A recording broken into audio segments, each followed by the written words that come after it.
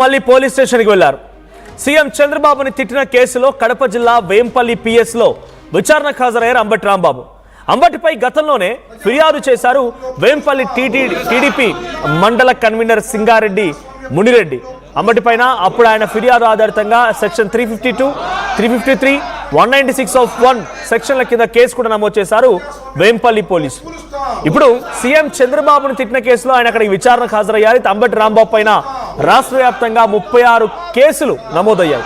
Arrest అయిపోయి 2 వారాలు Rajahmundry central జైల్లో ఉన్న అంబటి బెయిల్పై బయటకు వచ్చిన అంబటి రాంబాబుని మళ్ళీ అదే కేసులో ఇప్పుడు మళ్ళీ పోలీస్ స్టేషన్ పిలవడం, కడప జిల్లా వేంపల్లి పిఎస్లో విచారణకు హాజరవడం ఇవన్నీ కూడా సంచలనంగా మారాయి. ఒకసారి అంబటి రాంబాబు మాట్లాడుకొచ్చారు విచారణ తర్వాత. అక్కడ ఎటువంటి సిచ్యువేషన్ ఉంది, ఆయన ఏం మాట్లాడారో చూద్దాం. నా మీద పులివెందుల్లోను అదేవిధంగా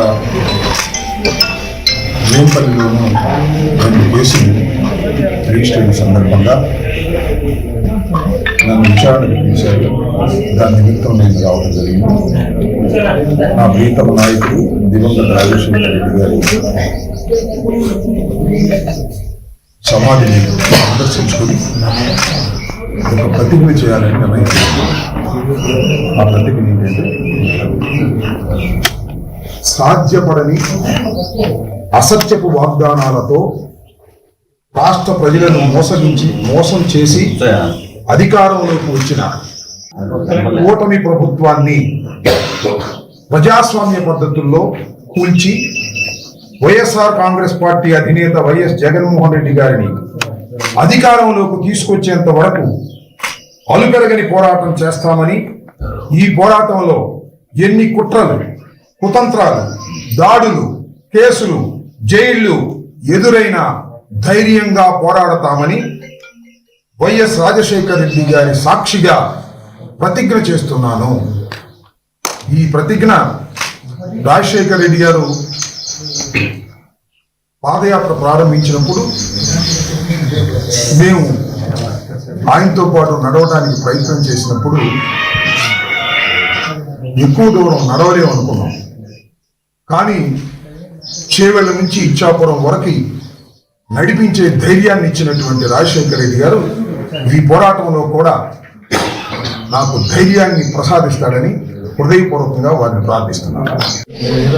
నా మీద రైట్. అంబటి రాంబాబు, నేను అప్పుడు వైఎస్ఆర్ పాదయాత్ర ప్రారంభించిన రోజు చేసిన ప్రతిజ్ఞని చేస్తున్నానంటూ ప్రతిజ్ఞ చేసి కొన్ని సెన్సేషనల్ వర్డ్స్ చెప్పారు ఆయన. సో ఈ వర్డ్స్ పైన, ఈ స్టేట్మెంట్స్ పైన మళ్ళీ పొలిటికల్ సర్కిల్ ఎటువంటి చర్చ జరుగుతుంది. మా ప్రతినిధి సాయి నుంచి మరిన్ని వివరాలు తెలుసుకుందాం. ఒకసారి షార్ట్ బ్రేక్ తీసుకుందాం.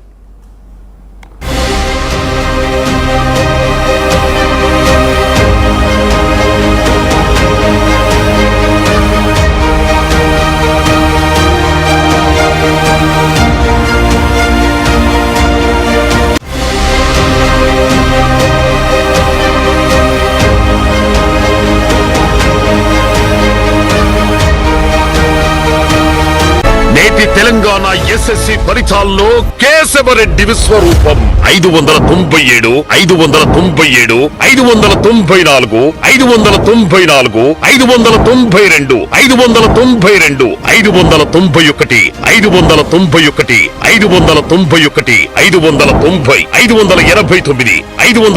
589, 589,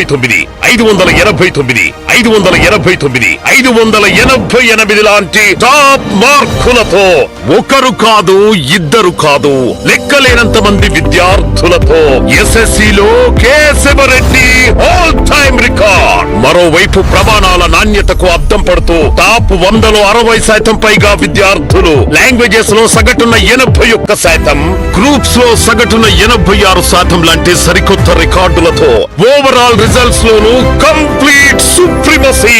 అందుకే టీఎస్ఎస్ఎస్సి అయినా, ఏపీఎస్ఎస్సి అయినా, ఎందులోనైనా సరే ఎవరైనా కేశవరెడ్డి తర్వాతే.